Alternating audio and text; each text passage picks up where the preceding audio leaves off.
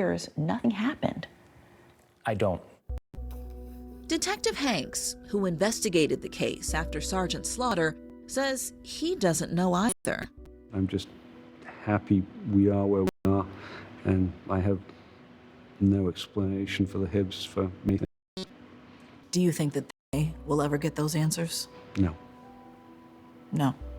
No, I think they're going to be playing it through their minds for years and years and years. But a weight has finally been lifted.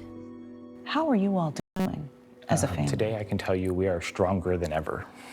Nothing brings a family together than fighting for a cause you can all get behind. When you think about your mom, how do you feel? What comes to your mind? I miss it. What do you miss the most about your mom? Her love and support. I miss. She would love to do today. We'd be working in the garden, running the dogs on the beach, digging for clams. David, your story in so many ways is really about fighting for her, about never giving up. Do you think your mom would be proud of you? I think she would also say, move on, get a life. That's all for now. I'm Lester Holt. Thanks for joining us.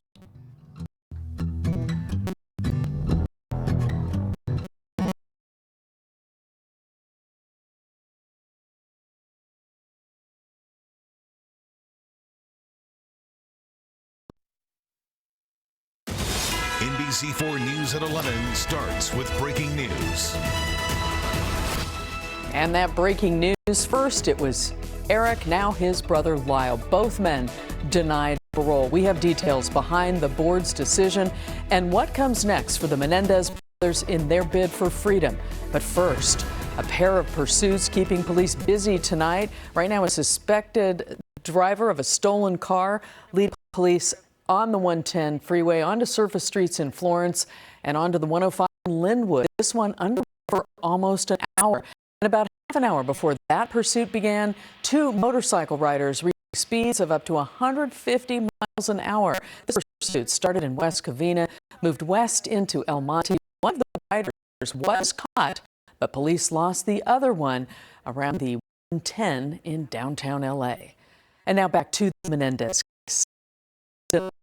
Parole tonight, one day after his brother had the same fate in front of the parole board. Robert Kavas is outside the correctional facility in now with the very latest performance. Carolyn, relatives releasing a statement that they are disappointed but incredibly proud of how Eric and Lyle showed up with honesty, accountability, and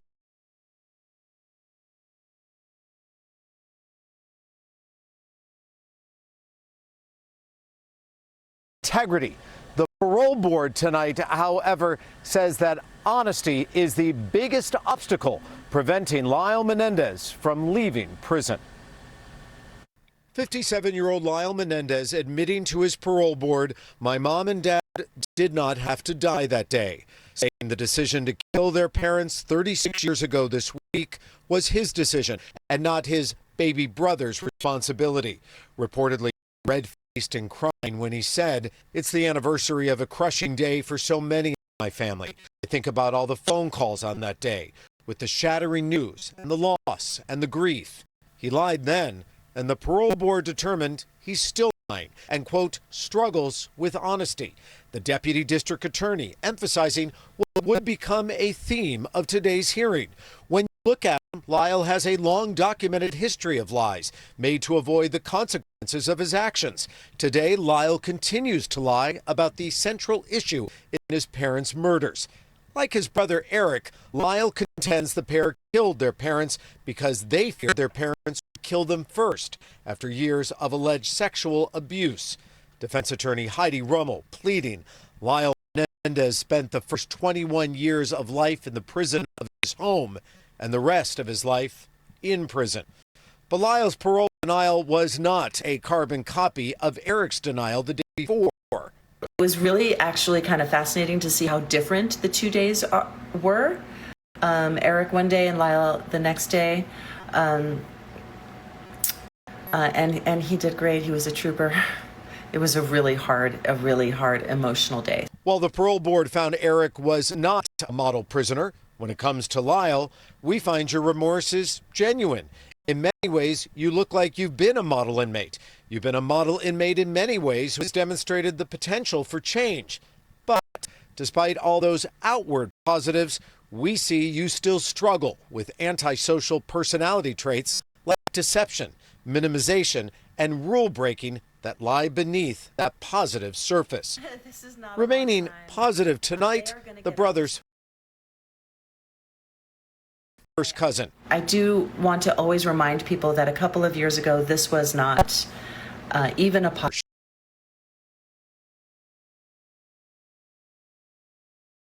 Showing up for me, disrupting their lives, dealing with public scrutiny, and I will never deserve it. Will Lyle Menendez ever deserve freedom? The parole commissioner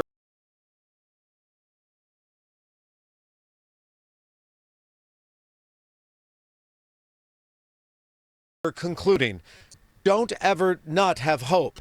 This denial is not the end.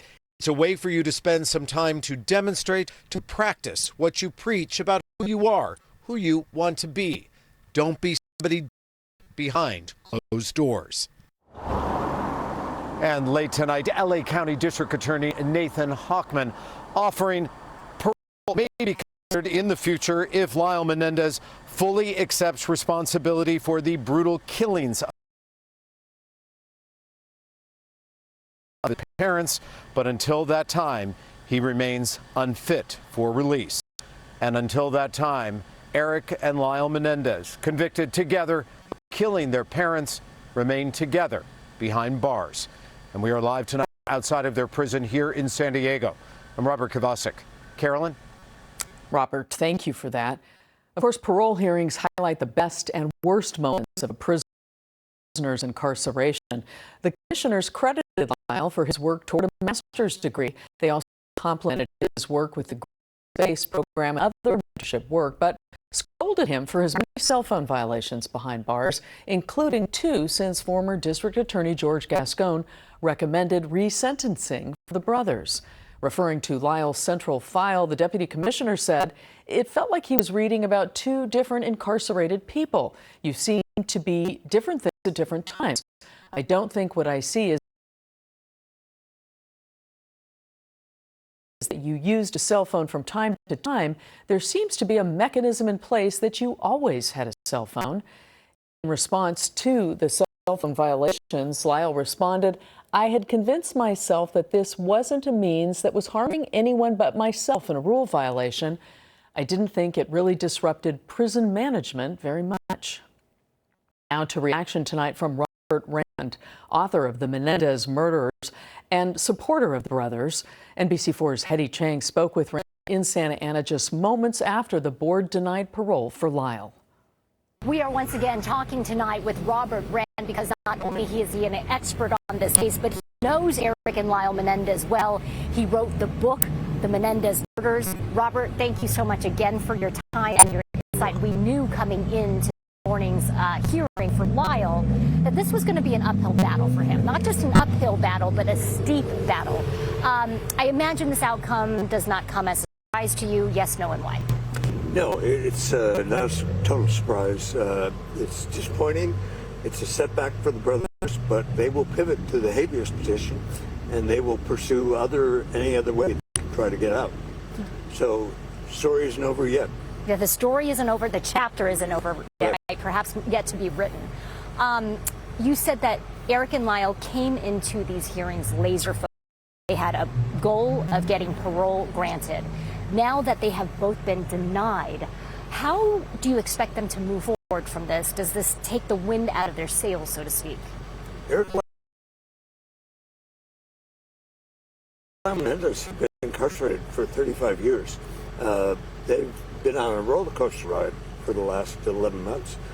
I think they are hopeful, but they will pivot. They will pursue any other option they have available to them.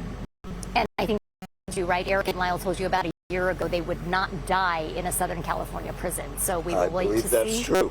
I think they will eventually get out. Okay. Robert Grand, thank you so much for your time again and your unique perspective on this case. And we will wait to see what happens with that petition. Back to you. Well, for decades, you rarely heard Lyle's name without Eric's. They were the Menendez brothers. The last 2 days of the parole hearings have revealed new details about their relationship and how it's changed. NBC4's Jonathan Gonzalez has more on their testimony. A warning, it does include sensitive topics such as sexual abuse and self-harm. As Eric and Lyle Menendez made their cases for freedom before a California parole board, their testimony has provided new insight on the brothers' complicated relationship before and after they shot and killed their parents.